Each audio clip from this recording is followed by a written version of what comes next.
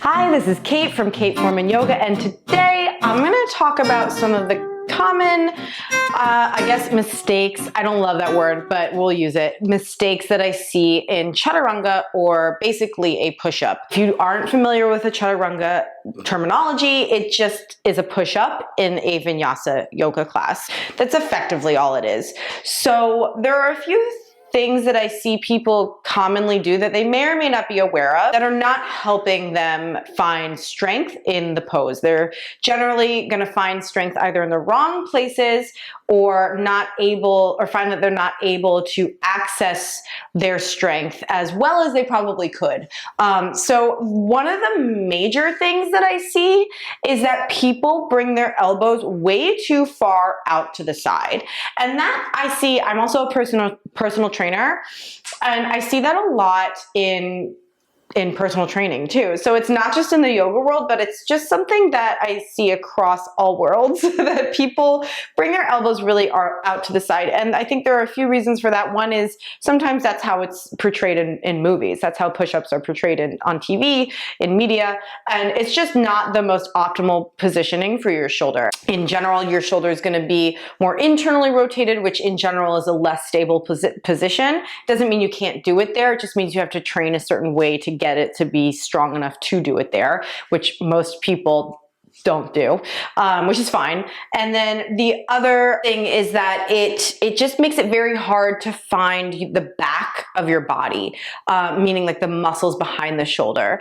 And so if you actually bring your elbows a little bit further in towards your body, not all the way, right? But a little bit in, so you have more of an acute angle here and you have a little bit of space, it's gonna make it much easier to find all the right muscles to then help lower you to the ground, right? So as you're doing your push-up, you could totally do it on your hands and knees. So if you're on your hands and knees working on your push-up, going out to the side like that is just not gonna allow you to find this part of your back. And so you want as much help from your muscles as you can. So if you bring your elbows a little bit more in and you lower down like that, you're going to be able to find all of the muscles that should be involved much easier. Another thing that I see pretty commonly is that people lose the connection in their core. So they kind of are so focused on the upper body part that they forget that it is still a core exercise.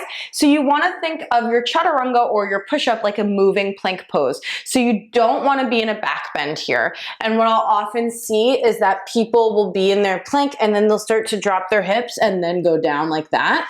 And that is not the strongest way to build up all the muscles, again, that are going to help support you. So if you can keep your butt and your shoulders in line, then you're going to be able to move down in a solid plank. That is much easier said than done. So again, I would suggest starting with your knees down and going from there.